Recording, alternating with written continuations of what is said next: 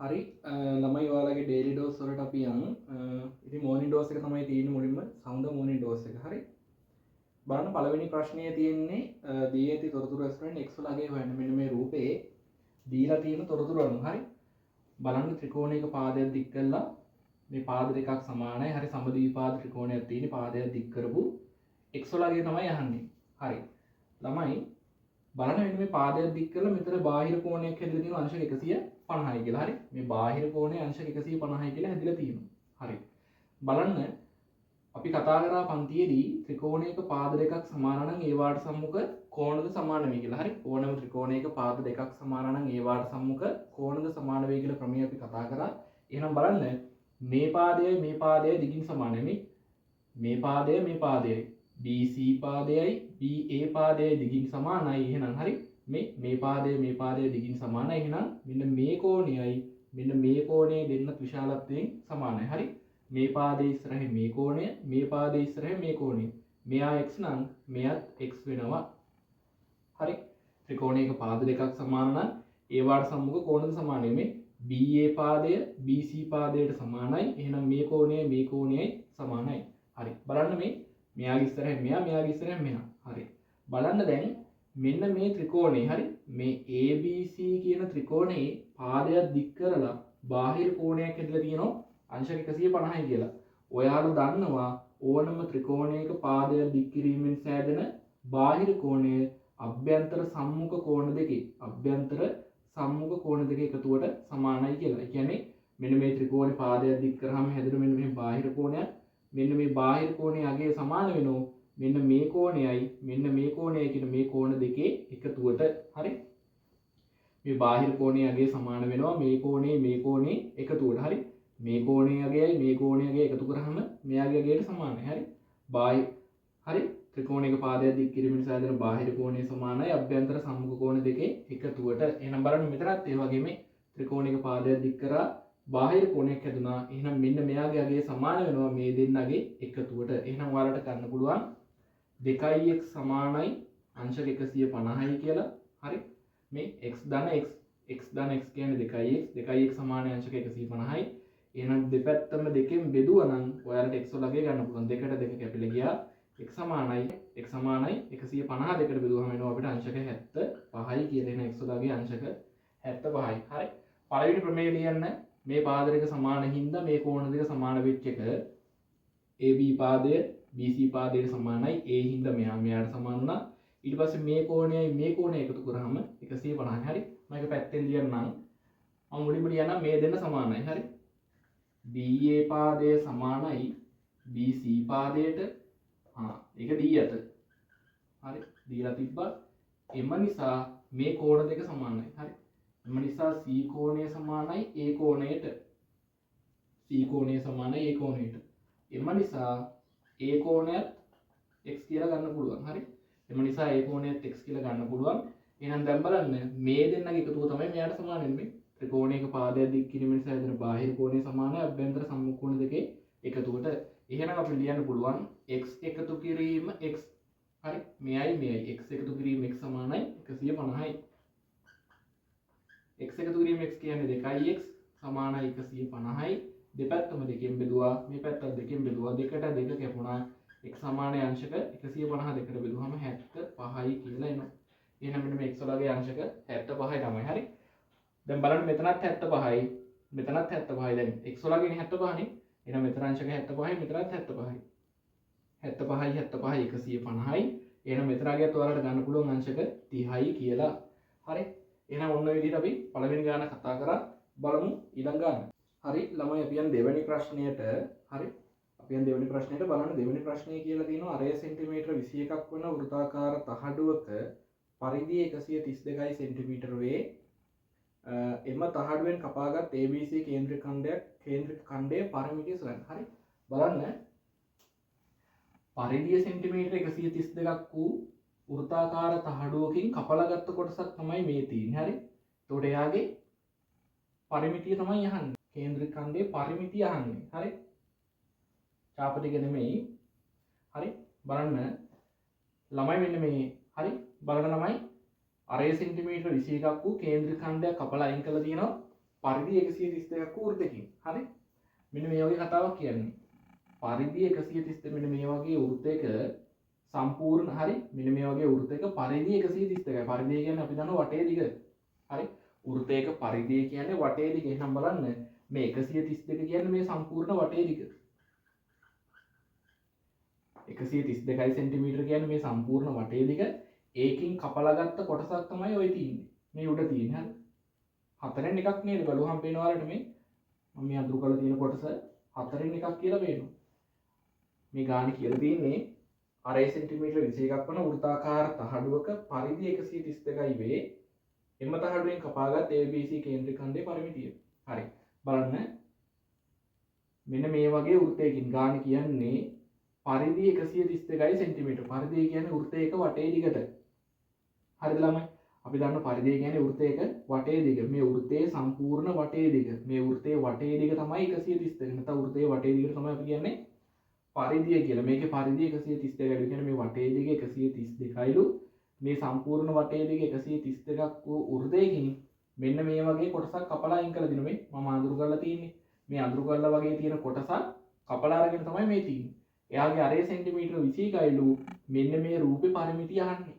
මේ ABC කියන මේ ABC කියන කේන්ද්‍රික ඛණ්ඩයේ පරිමිතිය. මේ කේන්ද්‍රික ඛණ්ඩයේ පරිමිතිය හොයන්න අපිට මේ දිග ඕන වෙනවා, මේ දිග ඕන වෙනවා, මේ දිග ඕන වෙනවා. හරි?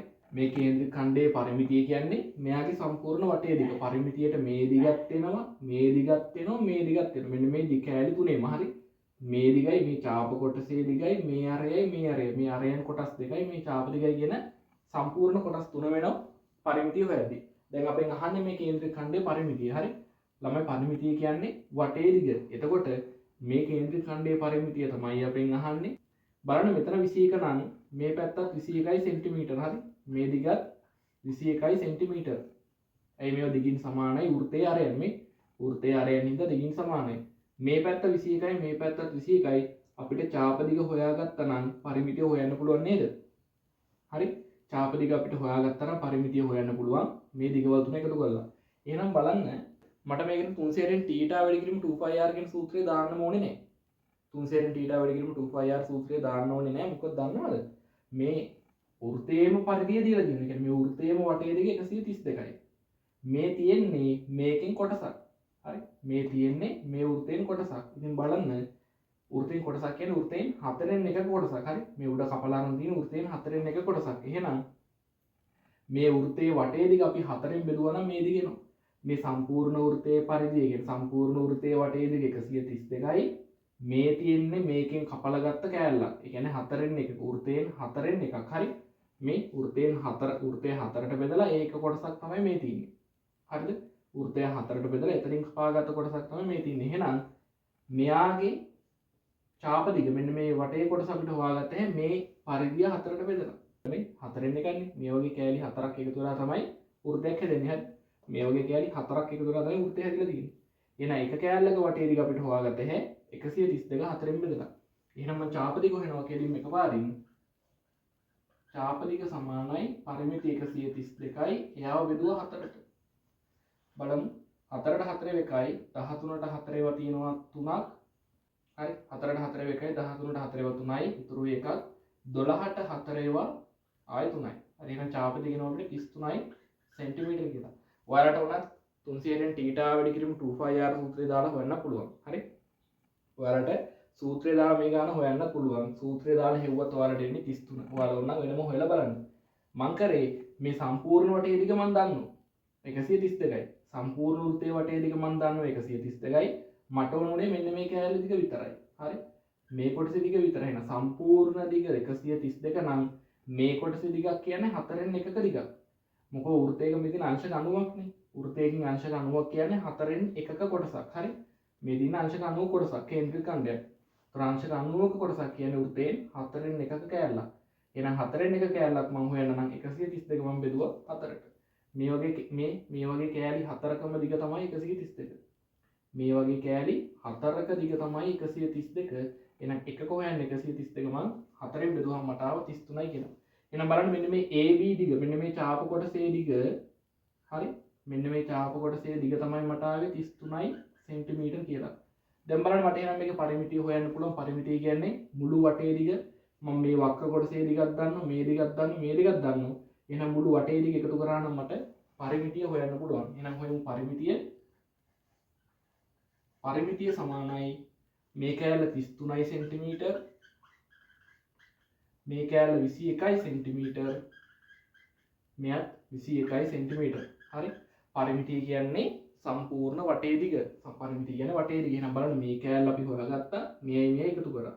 ඒකෝට බලන්න 33ට අපි එකතු කරන 21 42යි. බලන්න 21 42යි 33ට එකතු කරනවා 42ක් 3යි 2යි 5යි 4යි 3යි 7යි 75 සෙන්ටිමීටර කියලා අපිට උත්තර එනවා. මෙන්න මේ කේන්ද්‍රික ඛණ්ඩයේ පරිමිතිය. හරි. ළමයි මම මෙතනදි කරේ මට පරිධිය දීලා තිබ්බා.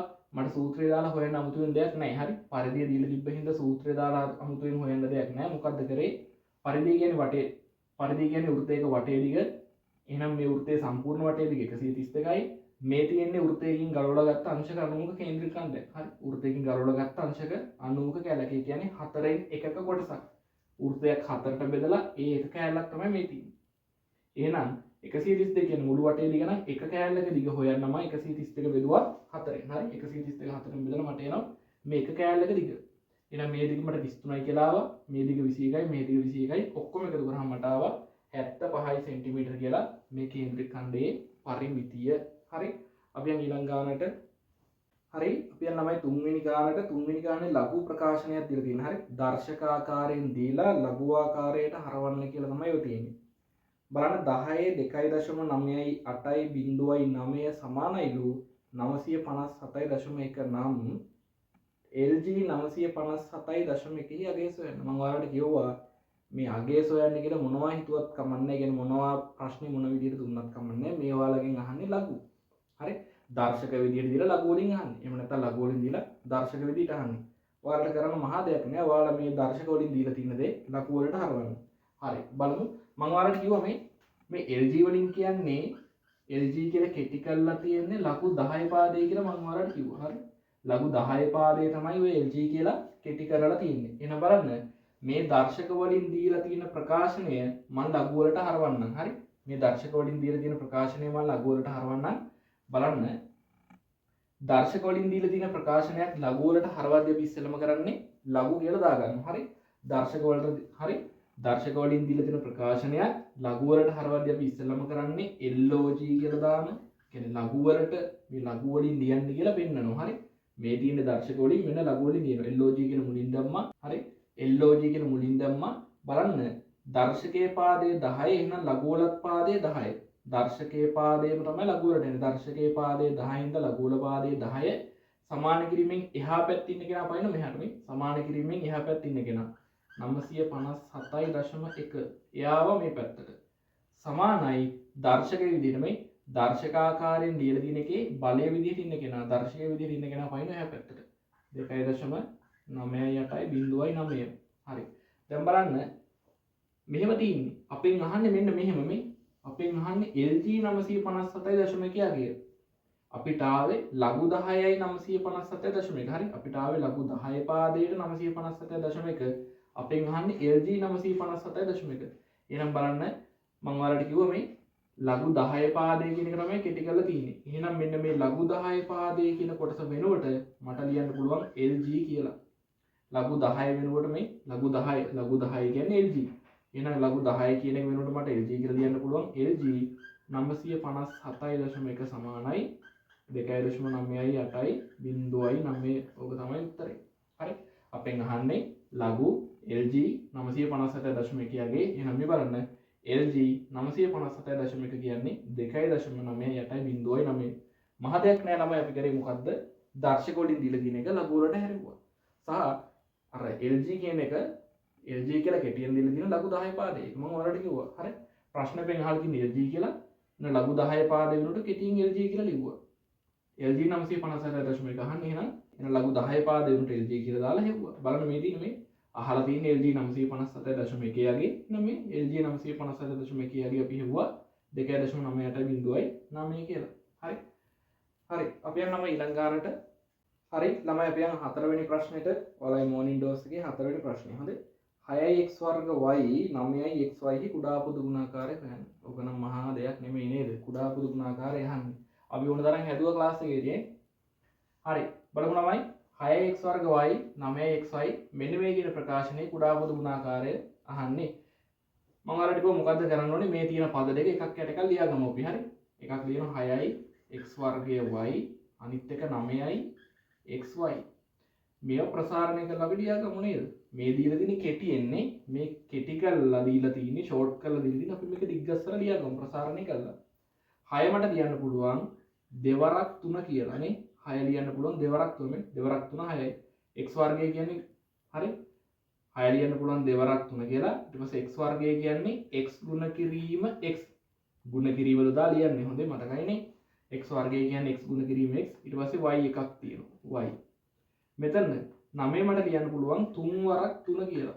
3 වරක් 3 9යි. ඊට පස්සේ x ගුණ කිරීම y. මෙතන x වර්ග මුකුත් නැහැ. x වලත් වර්ග නැහැ. y වලත් වර්ග නැහැ. එහෙනම් x 1යි y 1යි. මෙතන x දෙකක් තිබුණේ. මෙතන x වර්ගය කියන්නේ x 2යි y 1යි. හරි. මේ විදිහට අපි දිග්ගස්සලා ලියලා මොකද්ද කරන්නේ? මේ විදිහට දිග්ගස්සලා ලියලා අපි බලනවා මේ පේලි දෙකටම පොදු පද තියෙනවද කියලා. හරි. බලන්න මේ පළවෙනි පේලියටයි දෙවෙනි පේලියටයි සමාන පද තියෙනවද කියලා. ඔව්. මෙතනත් 3 තියෙනවා මෙතනත් 3 තියෙනවා. එහෙනම් මේ පේලියෙන් එක්කෙනයි මේ පේලියෙන් එක්කෙනයි. එක පේලියකින් එක ගානේ කපලා මේ දෙන්න වෙනුවට එක්කෙනෙක් ලියනවා 3. හරි.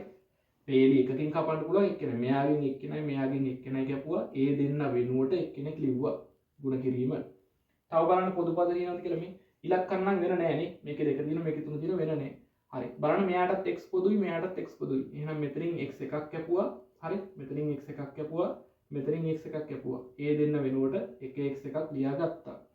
හරි. ඊට පස්සේ බලන්න මෙතනින් y මෙතනත් y තියෙනවා මෙතනත් y තියෙනවා. මෙතනින් y එකක් කැපුවා. මෙතනින් y එකක් කැපුවා. ඒ දෙන්න වෙනුවට එක y එකක් ලියාගත්තා. හරි. වෙන පොදු ඒවා නැහැ. අපි කිව්වා පොදු ඒවා නැත්තම් ඉතුරු ඔක්කොම ටික කපලා ලියා ගන්න. හරි. මෙතන x එකක් තියෙනවා. ගුණ කිරීම x. මෙතන 2 තියෙනවා. ගුණ කිරීම 2. මෙතන 3 තියෙනවා. ගුණ කිරීම 3. හරි. දැන් මේ ටික ඔහේ ගුණ කරලා ලියන්න තියෙන්නේ. බලන්න 3 වරක් 2 6යි මේ ඉලක්කම් ටික මම මුලින් සුළු කරන්නේ. හරි. 3 වරක් 2 6යි 6 වරක් 3 18යි. 3 වරක් 2 6යි 6 වරක් 3 18යි. x වැඩි කිරීම x මේ x දෙකක් තියෙනවා. එහෙනම් x වර්ගය y එකයි මේ y එකයි. එහෙනම් අපිට මේ ප්‍රකාශනයේ කුඩා පොදු ගුණාකාරය ආවා 18යි x වර්ග y. හරි. අන්තිම ගානේ 18යි x වර්ග y ආව අපිට කුඩා පොදු ගුණාකාරය. හරි. අපි යන් ඊළඟ ප්‍රශ්නයට. හරි. ළමයි අපි යන් ඔයාලගේ evening dose එකට මේ evening dose එකේ ප්‍රශ්න කතා කරන්න. ඉතින් බලන්න පළවෙනි ප්‍රශ්නේ ඔයාලට දීලා තියෙනවා. මෙන්න මේ රූපයක් දීලා තියෙනවා පාදයක් දික් කරපුවා. හරි. ත්‍රිකෝණ ගාන පළවෙනි ගාන පාදයක් දික් කරපු ත්‍රිකෝණයක් දීලා තියෙනවා. BCDE සරල රේඛාවකි x වලගේ සහ y වලගේ තමයි අහන්නේ. හරි. x සහ y වලගේ. හරි. තමයි බලන්න මේක හරිය ලේසි නේද? දැන් ඔයාලා අද වීඩියෝ එකේ කතා කරපු පළවෙනි ප්‍රශ්නේ තිබ්බෙත් මේ જાති ගන්නේ. අද මේ වීඩියෝ එකේ මේ ඔයාලා බලන වීඩියෝ එකේ මුල්ම ප්‍රශ්නේ තිබ්බෙත් මේ જાති එකක්. එහෙනම් බලන්න මේක හදමු. තමයි බලන්න මේකත් අර ත්‍රිකෝණයක බාහිර කොන. කියන්නේ ත්‍රිකෝණයක පාදය දික් කිරීම නිසා හදන බාහිර කොන ප්‍රමේය සම්බන්ධ ගානක්. හරි. ඒකම තමයි පාවිච්චි කරන්න තියෙන්නේ. අපි කිව්වා ඕනම ත්‍රිකෝණයක පාදය දික් කිරීමෙන් මේ ත්‍රිකෝණේ පාදය දික් කරා හැදුන බාහිර කෝණය. හරි. පාදය දික් කිරීම නිසා හැදෙන බාහිර කෝණය සමානයි අභ්‍යන්තර සම්මුඛ කෝණ දෙකේ එකතුවට. මෙයාගේ අගේ සමානයි මෙයාගේ එකතුවට. එහෙනම් බලන්න මෙතන මේ ABC කියන ත්‍රිකෝණය සැලකුවාම හරි මේ ලොකු එක නෙමෙයි ළමයි සම්පූර්ණ ලොකු එක නෙමෙයි ABC කියන මේ ත්‍රිකෝණ කෑල්ල. හරි. ත්‍රිකෝණ කෑල්ල නෙමෙයි ඉතින් සම්පූර්ණ ත්‍රිකෝණයක්. හරිද? කමන්නේ. මේ ABC කියන ත්‍රිකෝණය. හරි. මේ සම්පූර්ණ එක නෙමෙයි මේ පොඩි එකක් නෙමෙයි මෙන්න මේ ABC. මෙන්න මේ කොටස මේ ABC. මෙන්න මේ ABC කියන කොටස සැලකුවාම බලන්න මේ කෝණයේ අංශක 45යි මේ අංශක 55යි. දෙන්නගේ එකතුව 45යි 55යි කියන්නේ 100යි. හරි. බලන්න ABC ත්‍රිකෝණයේ පාදයක් දික් කළ හැදෙන මෙන්න මෙතන බාහිර කෝණයක්. එහෙනම් මෙන්න මේ බාහිර කෝණය සමානයි අභ්‍යන්තර සම්මුඛ කෝණ දෙකේ එකතුවට. මං කියන්නේ ABC ත්‍රිකෝණය විතරක් සලකලා. හොඳේ. ABC ත්‍රිකෝණය විතරක් සලකුවාම මේ BC පාදය දික් කරලා තියෙනවා. එතකොට බාහිර කෝණයක් හැදුණා. ඒ බාහිර කෝණය සමානයි මෙයාගේ එකතුවට. එහෙනම් අපිට x වලගේ ගත හැකියි 45යි 55යි එකතු කරලා 100යි කියලා. හරි. මම ඒක ලියන්නම්. මට කෙලින්ම ලියත හැකියි x සමානයි 45 එකතු කිරීම 55. හරි. ත්‍රිකෝණයක පාදයක් දික් කිරීමෙන් සෑදෙන බාහිර කෝණය සමානයි අභ්‍යන්තර සම්මුඛ කෝණ දෙක එකතුවට. එහෙනම් x සමානයි 45යි 55යි කියන්නේ ළමයි අංශක 100යි. එහෙනම් බලන්න x වලගේ අපි 100යි කියලා හොයාගත්තා. ඒකට දැන් මෙතන ආව අපිට 100යි කියලා. හොඳේ. මෙතන 100යි කියලා ආවා. අංශක ඉව දාන්න මතක ඇතුළේ. හරි. දැන් අපි යන් ඊළඟ පොඩි ත්‍රිකෝණයට. දැන් මෙයාගේ කතාව ඉවරයි. එයාගෙන් මෙයාව හොයාගත්තා. දැන් යම් මේ පොඩි ත්‍රිකෝණයට. හරි. මේ ACD කියන ත්‍රිකෝණය හිතන්නකෝ. ACD මේ පොඩි කෑල්ල. හරි. පොඩි කෑලි ත්‍රිකෝණي. පොඩි කෑලි ත්‍රිකෝණය. හරි. කමන්නේ. ACD මෙන්න මේ ACD කියන පොඩි කෑලි ත්‍රිකෝණය හිතන්නකෝ. ACD පොඩි කෑල්ල. හරි. ACD ත්‍රිකෝණයත් මේ පාද දික් කරලා දිනුවේ. ACD ත්‍රිකෝණය පාදයක් දික් කරලා මෙන්න මෙතන බාහිර කෝණයක් හදලා දිනුවා. මම කියන්නේ මේ පොඩි ත්‍රිකෝණය මෙන්න මේ පාදයේ දික් කරා මෙතන බාහිර කෝණයක් හදුනා. එහෙනම් මෙන්න මේ බාහිර කෝණයගේ සමානයි මෙයාගේ එකතුවට නේ. මේ බාහිර කෝණයගේ සමානයි මෙයාගේ එකතුව. එහෙනම් මට ඒක ලියන්න පුළුවන්. මම මේ ලියන්නේ ACD ත්‍රිකෝණය. හොඳේ. ACD ත්‍රිකෝණයේ ඒ කලින් දිනනට ACD ත්‍රිකෝණයේ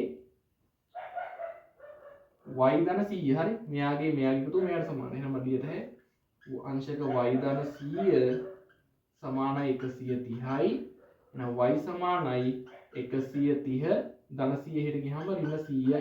හරි. y සමානයි අංශක 130න් 100ක් අඩු කරාම 30යි කියලා අපිට ගන්න පුළුවන්. එහෙනම් ළමයි y වලගේ අපිට ආවා අංශක 30යි කියලා. මේ හරිනේ බලන්න මේ පාදයේ දික්කින් විසඳන බාහිර කෝණය සමානයි මේ දෙක තුන මේ 100යි 30යි 130 ආවා. හරි. මම මේක හෙව්වේ ABC ත්‍රිකෝණය. මම ඒක ලියන්නම්. මේ හෙව්වේ ABC ත්‍රිකෝණය. හරි. ABC ත්‍රිකෝණය අපිට හරි. ABC ත්‍රිකෝණයෙන් අපිට x වලගේ හොයාගන්න පුළුවන් වුණා අංශක 100යි කියලා. ACD ත්‍රිකෝණයෙන් අපිට y වලගේ හොයාගන්න පුළුවන් වුණා අංශක 30යි කියලා. හරි. එහෙනම් මේකත් ගාන හරියම ලේසි චුට්ටක් හිතන්න. හරි. ගානවල හදන්න අපි යන් ඊළඟ ගානට.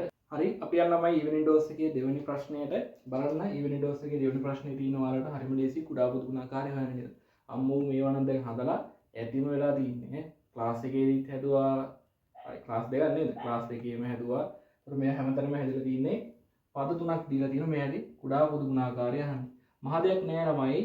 හරි. අපි ගර්ල්ස් පිළිවෙලට ලියාගමු. පද තුනක් තියෙනවා. එකිනෙක පල්ලෙහාට ගියාගමු. පළවෙනි එක 4යි AB වර්ගය, ඊළඟ එක 5යි AB, අනිත් පදේ 10යි A වර්ගය. හරි. පද තුන දිග්ගස්සර ලියමු. හතරමට ලියන්න පුළුවන් දෙවරක් 2 4යි කියලා. A එකක් තියෙන ගුණ කිරීම A ගුණ කිරීම B වර්ග කියන්නේ B ගුණ කිරීම B. B දෙකක් එනවා. 5යි AB අපිට ලියත හැ 5 ගුණ කිරීම A ගුණ කිරීම B කියලා. හරි. 10යි වර්ගය අපිට ලියත හැ 2 ගුණ කිරීම 5 දෙවරක් 5 10යි. A වර්ග කියන්නේ A දෙකක් A ගුණ කිරීම B. ඔන්න A දෙකයි. හරි. තමයි දැන් ඉතින් මොකද කරන්න තියෙන්නේ? දැන් ඉතින් කපන්න තියෙන නේද? පේලි තුනටම පොදු ඒවා බැලුවා. තියෙනවා නම් කැපුවා. පේලි තුනේ තුන් දෙනා එක පේලින් එක ගානේ තුන් දෙනාගෙන් තුනක් කපලා ඒ තුන් දෙනාටම එක්කෙනෙක් ලිව්වා. හරි. බලමු. කපන්න තියෙන්නේ. බලන්න පේලි තුනටම පොදු ඒවා තියෙනවද කියලා. මේ දෙක තියෙන පළවෙනි පේලියේ මෙයාගේ දෙක නැහැ මෙයාගේ දෙක තියෙනවා. පේලි දෙකකට විතරයි. පහ බලමු තුනටම පොදුයිද? නෑ පහ තියෙන්නේ මේ දෙකේ විතරයි. ඒ බලමු පේලි තුනටම පොදුයි. ඔව් බලන්න මේ මෙතනත් A තියෙනවා මෙතනත් A තියෙනවා මෙතනත් A තියෙනවා. එහෙනම් මෙයාගෙන් 1යි මෙයාගෙන් 1යි මෙයාගෙන් 1යි කපලා ඒ තුන් දෙනා වෙනුවට මම එක A එකක් ලියාගත්තා. හරි. දැන් බලන්න තව පොදු ඒවා B නෑ B පුදු මේවට විතරයි. මෙයාට විතරයි. එහෙනම් පේලි තුනට පොදු ඒවා ඔච්චරයි තියෙන්නේ. අපි බලමු පේලි දෙකකට විතරයි. පළවෙනි එකටයි දෙවෙනි එකටයි පොදු ඒවා. මේ බලන්න මෙයාගෙත් B තියෙනවා මෙයාගෙත් B තියෙනවා. එහෙනම් මෙයාගෙන් B එකයි මෙයාගෙන් B එකයි කපලා ඒ දෙන්න වෙනුවට එක B එකක් ලියාගත්තා. හරි. තව බලන්න පළවෙනි පේලි දෙකට පොදු ඒවා තියෙනවද කියලා. මේකේ දෙක නෑ මේකේ B නෑ. එහෙනම් ඒ දෙකට පොදු නෑ. ඊට පස්සේ බලමු මේ පේලි දෙකට පොදු ඒවා තියෙනවද කියලා. දෙවෙනි පේලියටයි තුන්වෙනි පේලියටයි විතරක් බලමු. ඔව් මේ මෙයාගෙත් 5 තියෙනවා මෙයාගෙත් 5 තියෙනවා. මෙයාගෙන් 1යි මෙයාගෙන් 1යි කපලා ඒ දෙන්න වෙනුවට එක 5ක් ලියා ගන්න. හරි. තව බලන්න දෙවෙනි පේලියට තුන්වෙනි පේලියට නෑ. දැන් බලමු අපි පළවෙනි එකටයි තුන්වෙනි එකටයි පළවෙනි පේලියටයි තුන්වෙනි පේලියට හරි. මෙයාටයි පොදු ඒවා තියෙනවද කියලා. මෙතන දෙකක් තියෙනවා මෙතනත් දෙකක් තියෙනවා. එහෙනම් මෙයාගෙන් 1 2යි මෙයාගෙන් 2යි කපලා මේ දෙන්න වෙනුවට 1 2ක් ලියාගමු. වෙන ළමයි පොදු ඒවා නෑ නේද? මේ වෙන සමානව නැහැ. පේලි දෙකකටවත් තුනකටවත් වෙන සමානව නැහැ. එහෙනම් මොකද්ද කරන්න තියෙන්නේ? ඉතුරු ඒවා කපලා ලියමු. මෙතනින් දෙක තියෙනවා ගුණ කිරීම 2. මෙතන b ඉතුරු වුණා ගුණ කිරීම b. තව මෙතනින් a ඉතුරු වුණා ගුණ කිරීම a. හරි. සමානව තිබ්බද බැලුවා පේලි 3ටම කපලා ලියාගත්තා. ඊට පස්සේ පේලි 2 ගානේ අරන් බැලුවා සමාන පද තියෙනවද කියලා ඒවත් කපලා ලිව්වා. පේලි 1කට දෙකකටවත් කියන්නේ දෙකකටවත් කොනම සමාන නැති ඒවා තියෙනවා නම් ආයෙ කියන්නේ පොදු පද නැත්නම් අපි මොකද්ද කරන්නේ? ඉතුරු ටික කපලා ලියා ගන්නවා. හරි. එහෙනම් ඉතුරු ටික කපලා ලියාගත්තා. දැන් ඉතින් මේ ටික ඔහි ළමයි ගුණ කරන්න තියෙන්නේ. මම ඕන එක ළඟ ඔක්කොම ටික ලියන්නම්. මෙතන 5 2 2. හරි. 5 ගුණ කිරීම 2 ගුණ කිරීම 2. එක ළඟ ලිව්වා. a පද 2යි මේ. a ගුණ කිරීම a. b පද 2යි. b ගුණ කිරීම b. එහෙනම් මම මේකේ උත්තරේ ගත හැ. 5 වරක් 2 ළමයි 10යි 10 වරක් 2 20යි. a 2යි මේ. a 2යි කියන්නේ එහෙනම් a වල වර්ගය. b 2යි කියන්නේ b වල වර්ගය. එහෙනම් මේකේ කුඩා පොදු ගුණාකාරය අපිට 20යි ab වර්ගය කියලා ගන්න පුළුවන්. හරි. එහෙනම් දෙවෙනි ප්‍රශ්නෙට උත්තරේ 20යි ab වර්ගය. හරි. හරි. අපි යන ළමයි තුන්වෙනි ගානට ඊවිනිං ඩෝස් එකේ තුන්වෙනි ගාන ඒකත් දර්ශක ගාන දිලිදී නේද? දර්ශක ලඝු ගානක් දිලිදී අර කලින් ගාන කියන්නේ මේ වීඩියෝ එකේ මුලින් හදපු සෙට් එකේ තිබ්බ ගානක් වගේමයි දර්ශක වලින් දිලිදී වලට ලඝු වලින් අහනවා. හරි. දර්ශක වලින් ලඝු වලින් අහනවා. LG කියලා තියෙන්නේ එහෙනම් අර ලඝු 10 පාදයේ තමයි ඔය LG කියලා තියෙන්නේ. බලමු මේක හදන්න. හරි. තමයි මේ 3.64 සමානයි. හරි. 3.64 සමානයි 10 0.56 1. දැන් අර පැත්ත මාරු කරලා දෙන්නේ කමක් නැහැ. හොඳයි. දර්ශකයේ මෙහෙන් ලියලා ඒක අවුලක් නැහැ. පැත්ත මාරු වලට ඔයාලා අවුලක් නැහැ. ඒක හොම් තියාගන්න. හරි.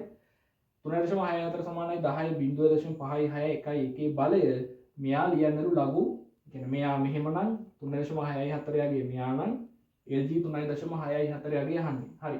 මුකුත් නැහැ නේද? ප්‍රශ්නේ මොන විදියට ඇහුවත් කමන්නේ. ඔයාලට කරන්න තියෙන්නේ දර්ශක වලින් දීලා තියෙන එක ලඝු වලට හරව ගන්න. ලඝු වලින් දීලා නම් දර්ශක වලට හරව ගන්න. හරි. ළමයි මේක දර්ශක වලින් දීලා තියෙන එහෙනම් ලඝු වලට හරවමු. ලඝු වලට හරවද්දී අපි මුලින්ම ලියනවා LOG කියලා. ලඝු කියලා මුලින්ම ලියලා ඉන්න ඕනේ. හරි. මුලින්ම ලඝු කියලා ලියමු.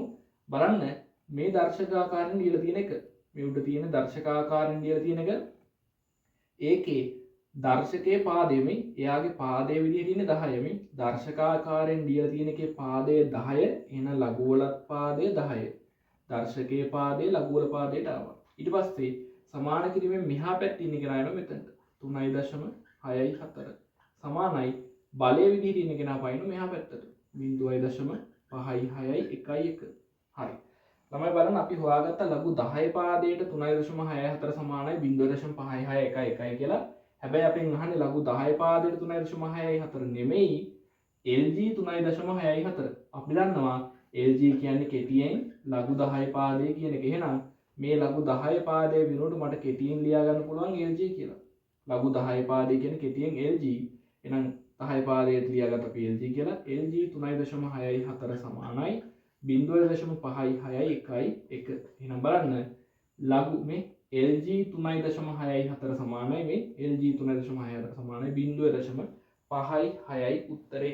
එහෙනම් බලන්න අපිට මේකට උත්තරේ මේ විදිහට ගන්න පුළුවන් වුණා. හරි. අපි යන් ඊළඟ ප්‍රශ්නෙට. හරි. ළමයි අපි යන් ඊවෙනින් ඩෝස් එකේ අවසන් ගානට සාධක හොයන්න කියලා තියෙන්නේ 2x වර්ගය ඍණ x ඍණ 6. හරි. 2x වර්ගය ඍණ x ඍණ 6 කියන මේ ප්‍රකාශනයේ සාධක හොයන්නලු. හරි. මේකත් අපිට ගේමක් නෙවෙයි නේද? මේ ඕන තරම් හැදුවා. මොකද ළමයි සාධක හොයද්දි කරන්න තියෙන්නේ දැන් බලමු මෙතන මේ x වර්ගයේ ඉස්සරහින් ඉලක්කමක් තියෙනවා. හරි. x වර්ගයේ ඉස්සරහින් ඉලක්කමක් නැත්නම් අපිට ලේසියෙන්ම හොයන්න පුළුවන්. දැන් මෙතන x වර්ගයේ ඉස්සරහින් ඉලක්කමක් තියෙනවා නම් අවසන් පදයේ ගුණ කරා මෙයත් එක්ක 6 වරක් 2 12යි කියලා අපි ගත්තා. හරි. අවසන් පදයේ ගුණ කරා මෙයත් එක්ක 12යි. 12 සාධක බලන ළමයි. එක් වරක් 12 12යි. ඊට පස්සේ දෙවරක් 6 12යි. ආයෙ තුන් වරක් 4 12යි. හරි. මේ ඉලක්කම් දෙක එකතු කරාම හරි අඩු කරාම හරි මැද පදේ එන්න ඕනේ. ළමයි මැද පදේ තියෙන කීයද? මේ ඍණ x. ඒ කියන්නේ මෙතන තියෙන්නේ 1. හොඳයි. මැද පදේ තියෙන්නේ 1. එහෙනම් මේ දෙන්න මේ පද දෙකක් එකතු කරාම හරි අඩු කරාම හරි එක එන්න ඕනේ. කවුද බලන්න ගන්න පුළුවන්? අපිට ගන්න පුළුවන් 4යි 3යි. මොකද 4න් 3ක් අඩු කරාම අන්න අපිට එනවා 1යි කියලා. අපි 4යි 3යි ගන්නේ කොහොමද? එකක් 4ix අනික 3ix කියලා. එහෙනම් මෙයා වෙනුවට අපිට මේ දෙන ලියත හැකියි. 2x වර්ගයේ මේ මංගෝ පළවෙනි පදයේ අවසන් පදයේ වෙනසක් නැහැ මේ 2x වර්ගයයි ඍණ 6යි වෙනසක් නැහැ. මැද පදේ වෙනුවට ලියා ගන්න මේ දෙන්න. එක්කෙනෙක් 4x අනික 3x. හරි එක්කෙනෙක් 4x අනික 3x. දැන් කොහොමද ලකුණ තීරණය කරන්නේ? බලන්න මැද පදයේ ලකුණ තමයි ලොකු එක්කෙනාගේ ලකුණ. මැද පදයේ ඍණ නම් ලොකු එක්කෙනා ඍණ අනිත් එක්කෙනා ධන. මැද පදයේ ඍණ හින්දා දැන් මේ දෙනාගේ ලොකු කවුද? මෙතන තියෙන 4x මෙතන තියෙන 3x. එහෙනම් ලොකු මෙයා. මැද පදයේ ඍණ නම් ලොකු එක්කෙනාගේ ලකුණ ඍණ අනිත් කෙනාගේ ලකුණ ධන. හරි. මැද පදයේ ඍණ නම් ලොකු එක්කෙනාට ඍණ අනිත් කෙනාට ධන. එහෙනම් අපි ඊට පස්සේ මේ දෙන්න ගත්තා. හරි. පද 3 පද 4ක් කරා. දැන් දෙන්න තෝරගත්තා. මේ දෙන්නගෙන් පොදු පදේ කවුද ළමයි? මේ දෙන්නටම පොදුයි 2x නේ. මේ 2x දෙන්නට පොදුයි. එහෙනම් 2x ගත්තා අපි එළියට. ඒ කියන්නේ මේ දෙන්නගෙම බෙදෙන පදේ තමයි 2x. හරි. ඒකයි පොදු පදේ විදිහට එළියට ගන්නෙ. 2x වර්ගයෙන් 2x එළියට ගත්තාම මෙතන x ඉතුරු වුණා ඍණ 4x වලින් 2x ගත්තාම මේ 4x වලින් 2x ගත්තා කියන්නේ 4x 2x බෙදෙනවා. 4x වලින් 2x බෙදෙනවා. x ට x කැපුණා 2ට 1යි 4ට 2යි. හරි. 4x වලින් 2x ගත්තාම ඒ කියන්නේ 4x වලින් 2x බෙදුවම අපිට එනවා 2යි කියලා. ඊට පස්සේ මේ දෙන්න ගමු. ඒ දෙන්නගෙන් පොදුයි ධන 3. මේව මම ගත්ත හැම. ඊට පස්සේ මෙතන x ඉතුරු වුණා ඍණ 6 3ෙන් බෙදුවම මේ 6 බෙදීම 3 කියන්නේ 2යි. 6 බෙදීම 3 2යි. ධනයි මේ ඍණයි ධනයි ඍණ. හරි. ඍණ බෙදීම ධන. ඍණයි ධනයි බෙදුවම ඍණ. එහෙනම් බලන්න ළමයි මේ දෙන්නව එක වගේ මේ මෙයයි මේ දෙන්නම එක වගේ. එහෙනම් මේ දෙන්න වෙනුවට මට එකක් ලියා ගන්න පුළුවන් x ඍණ 2යි කියලා. හරි. මෙයයි සමානයිනේ. මෙයයි සමානයි. මේ දෙන්න වෙනුවටම එකක් ලියා ගත්තා. එහෙනම් අපිට මේ ඉතුරු ටික තව වරහනකට දාලා ලියන්න පුළුවන්. හරි. මේ 2x මෙතනින් එනවා. මෙතනින් ධන 3 එනවා. ඔන්න ඕක තමයි මේ ප්‍රකාශනය සාධක වලට දැම්මහම එන්නේ. හරි. හරි. එහෙනම් බලන්න 2x වර්ගයේ ඍණ x ඍණ 6 කියන ප්‍රකාශනය සාධක වලට දැම්මහම අපිට එනවා x ඍණ 2 වාරයක් 2x ධන 3 කියලා. හරි. එහෙනම් ළමයි අද වැඩ ටික අපේ ඉවරයි. ඒ කියන්නේ අද දවසේ වැඩ ටික ඉවරයි. මෝර්නින් ඩෝස් එකක් තියෙනවා මෙතන, ඊවිනින් ඩෝස් එකක් තියෙනවා. හරි. ඔයාලගේ දවසේ ඩෝස් දෙකක් අපි කතා කරලා තින්නේ. මෝර්නින් ඩෝස් එකයි ඊවිනින් ඩෝස් එකයි දෙකම අපි එහෙනම් මේ වීඩියෝ එකෙන් දාලා තිනවා ඔයාලට බලාගෙන කරන්න. ඒ කියන්නේ ඉස්සෙල්ලා ඔයාලා try කරලා ඉන්න. හරි. ඉස්සෙල්ලා ගාන ඔයාලා උත්සාහ කරලා ඉන්න. උත්සාහ කරලා බැරි වුණොත් විතරක් මේ වීඩියෝ එක බලන්න. හැමෝම මේක බලන්න අනිවාර්යෙන්. ඔයාලට දිනපතා දාන්නම් ওই කොටස. හරි. හැමෝම මේක බලන්න. ඔයාලට දිනපතා මේ වීඩියෝ ගෙවන්න. ඉතින් ගාන හදන්න කලින් වීඩියෝ එක බලන්න එපා. එන ගාන හදන්නත් කලින් වීඩියෝ විතරක් බලන්න එපා. ඔයාලා ඉස්සෙල්ලා ගාන try කරලා ඉන්න. ගාන try කරලා ගාන හදන්න බැරිම නම් විතරක් මේක බලන්න. හරි. ඊට පස්සේ ආයෙ උනම් හදලා ඉවරලා බලන්න හරිද වැරදිද කියලා. හරි. එහෙනම් ළමයි අපි ඊළඟ දවසේ ඩෝස් වලින් හම්බෙමු. මෝර්නින් ඩෝස් එකයි ඉවිනින් ඩෝස් එකයි. එහෙනම් අදට වැඩේ ඉවරයි. හරි.